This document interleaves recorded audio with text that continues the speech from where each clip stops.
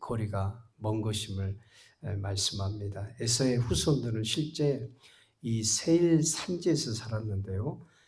세일 산지는 가장 척박한 그런 땅입니다. 에돔 족속이 이 척박한 환경에서 생활을 한 것이죠.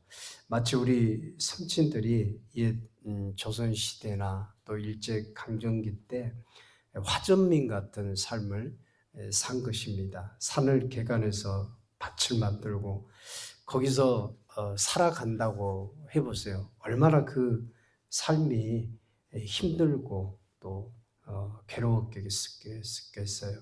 에서가 이 장자권의 복을 잃어버리니 이런 광야와 같은 그런 삶을 살게 된 것입니다. 그래서 신명기 28장 23절로 24절에 보면 이런 말씀이 기록이 되어 있어요. 내 머리 위에 하늘은 돛이 되고 내 아래 땅은 철이 될 것이며 여호와께서 비 대신에 티끌과 모래를 내 땅에 내리시리니 그것들이 하늘에서 내 위에 내려서 필경 너를 멸하리라. 돛이 되고 철이 된다고 하는 것은 오랫동안 비가 내리지 않아서 땅이 굳어져 있는 그런 상태를 말한 것입니다. 이런 땅에 씨를 뿌려본들 씨가 스며들고 또 농사가 잘 될까요? 열매가 맺어지겠어요? 이건 정말 그 땅에서 살아가는 동안 축복이라고는 하나도 없는 그 저주와 같은 그런 삶이 되겠죠. 하나님의 은혜를 떠나면 저주와 같은 삶을 살게 되는 것입니다. 때를 따라 단비가 내려야 풍작도 있고 열매도 맺어지는 것이지 메마른 사막과 같이 되면 그것은 아주 고달픈 인생이 될 수밖에 없는 것이죠. 여러분 우리가 이스라엘 백성들을 통해서 잘 알 수 있지만 이스라엘 백성들이 광야 40년을 메마른 땅에서 보냈어요. 이 광야라고 하는 땅인 얼마나 메마르고 또 비가 오지 않고 거기서 살아갈 수 없는 땅이죠. 그럼에도 불구하고 이스라엘 백성들은 이 광야에서 하나님의 은혜를 따라 살았어요. 그 이유가 무엇이었을까요?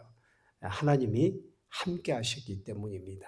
하나님께서 이스라엘 백성들에게 구름 기둥으로 또 불 기둥으로 또 식량이 떨어졌을 때는 하늘에서 만나를 내려주셔서 그들의 삶을 축복하셨고 또 은혜 가운데 살게 하셨어요. 그 모든 것이 주님이 이스라엘 백성들과 함께 하셨기 때문에 은혜가 충만한 삶을 살게 되었다고 하는 것입니다. 여러분 우리는 그래서 하늘의 신령한 은혜와 복을 받은 것을 우리는 감사하면서 살아야 됩니다. 하나님이 축복하시지 않으면 우리의 삶이 정말 이 녹과 같이 그런 삶이 되고 사막과 같은 이 고통스러운 삶 가운데서 놓여져 살 수밖에 없는 것이죠. 그런데 하나님께서 우리를 예수 그리스도 안에서 축복하셔서 하나님을 섬기는 이 기름진 인생을 하나님께서 열어주신 것입니다. 때를 따라 돕는 은혜를 주셨어요. 인생의 기름진 단비를 우리에게 주셨습니다. 야곱과 같이 영적인 복을 사모하며 주 안에 살 때 이런 축복과 은혜 가운데 살 수가 있는 것이죠. 우리가 힘들다 해도 사실은 영적으로 또 보게 되면은 하나님 믿지 않는 불신자보다는 우리가 하나님의 은혜 가운데 산다고 하는 것을 우리가 깨닫고 우리가 살고 있습니다. 왜 그럴까요? 주님이 우리를 늘 동행하시고 또 그분의 돕는 은혜가 우리 삶 속에 있기 때문이에요. 또 에서는 칼을 믿고 생활한다고 그랬어요. 이 예언과 같이 에서는 실질적으로 전쟁과 또 약탈을 하며 황무한 땅에서 살게 됩니다. 오늘 40절 말씀을 보면요. 너는 칼을 믿고 생활하겠고 내 아우를 섬길 것이라고 말씀합니다. 에서는 북다해서 에돔이 별명이죠. 실제 에서는 에돔 민족의 조상이 되죠. 에돔은 다윗 왕정 시대에 이스라엘의 통치를 받게 돼요. 하 8장 14절에 보면 이렇게 말씀이 기록이 되어 있습니다. 다윗이 에돔의 수비대를 두되 온 에돔의 수비대를 두니 에돔 사람이 다 다윗의 종이 되니라. 에서의 후손들은 다윗의 종이 되었어요.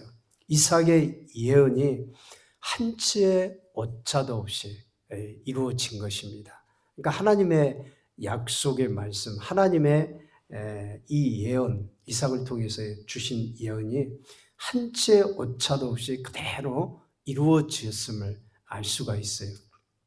이 모습을 보면 언약 안에서 영적인 축복을 사모하고 받은 자와 또 들사람처럼 영적인 복을 멀리하고 사는 자는 인생에 큰 차이가 있다고 하는 것을 깨닫게 됩니다. 당대의 축복뿐만 아니라 그 후손들까지 모든 인생의 삶이 달라진다고 하는 것을 우리가 알게 돼요. 중요한 것은 무엇입니까? 나의 믿음이 중요해요. 내가 하나님을 섬기는 그때 하나님께 인정받고 영적인 복을 받으면서 하늘의 은혜를 사모하면서 살아가느냐.